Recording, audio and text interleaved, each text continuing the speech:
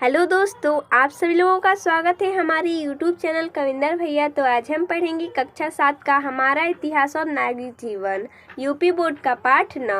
पाठ का नाम है शेरशाह 1540 ईस्वी से 1545 ईस्वी तक। तो देखिए दोस्तों, हम इस पाठ का सभी प्रश्न उत्तर देखेंगे।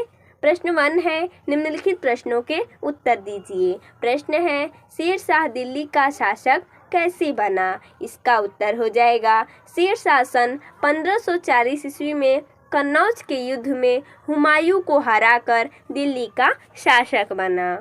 अगला प्रश्न ख नंबर है, शेरशाह द्वारा किए गए राजस्व संबंधी सुधारों का वर्णन कीजिए। इसका उत्तर हो जाएगा, शेरशाह ने राजस्व संबंधी निम्न सुधार किए। देखिए हमने यहाँ पर लिखा है। पहला है, उसने भूमि की विविधता के आधार पर अलग अलग लगान निर्धारित किया। फसलों की उपज के आधार पर कर निर्धारित किया। उसने पटवारी द्वारा रस्सी से भूमि की नाप की व्यवस्था की। नाप की इकाई गज थी।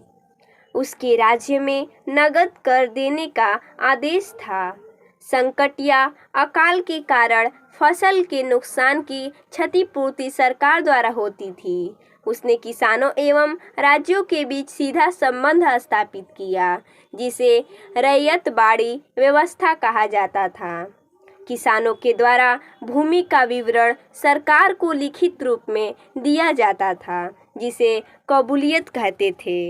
अगला प्रश्न ग नंबर है, प्रजा की भलाई के लिए शेरशाह ने क्या किया? इसका उत्तर हो जाएगा, प्रजा की भलाई के लिए शेरशाह ने निम्नलिखित कार्य किए। देखिए हमने यहाँ पर लिखा है। उसने पेशावर पंजाब से सोनार गांव यानी बंगाल से जोड़ने वाली सड़क बनवाई, जिसे ग्रैंड ट्रंक रोड यानी जीटी रोड कहते हैं, जिससे यातायात एवं संचार व्यवस्था में तेजी आई। उसने जौनपुर तथा बुरहानपुर को दिल्ली से जोड़ दिया, इससे व्यापार का मार्ग आसान हो गया। उसने सड़क के दोनों ओर वृक्ष लगवाए, जनता के विश्राम के लिए सराय बनवाई और पानी पीने के लिए कुएं खुदवाए। उसने शिक्षा के प्रसार के लिए कई मकतब एवं मदरसे खुलवाए। उसने दिल्ली में किले यानी पुराना किला का निर्माण करवाया। अगला प्रश्न घ नंबर है, शेरशाह की प्रशासनिक व्यवस्था के बारे में आप क्या जानते हैं? इसका उत्तर हो जाएगा, शेरशाह की प्रशासनिक व्यवस्था काफ़ी चुस्त थी। शेरशाह ने सैनिक शक्ति बढ़ाने के लिए अपनी सेना का गठन किया। अधिकारियों को नियमित रूप से वेतन दिया जाता था। कोई भी व्यक्ति सीधा शेरशाह से मिल सकता था। उसने प्रशासन को चुस्त रखने के लिए 4 स्तरों में बांटा था, ताकि प्रशासन ठीक से अपना काम कर सके।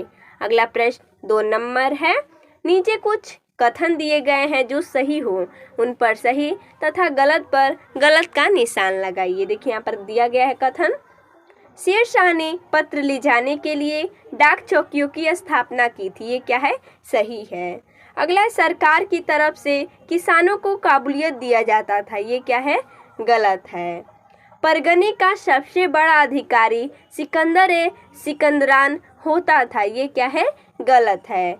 भूमि की माप की इकाई मीटर थी। ये भी क्या है? गलत है। मीटर नहीं थी, क्या थी? गज थी। अगला प्रश्न 3 नंबर है, निम्नलिखित के बारे में नीचे दिए गए स्थान में एक वाक्य लिखिए।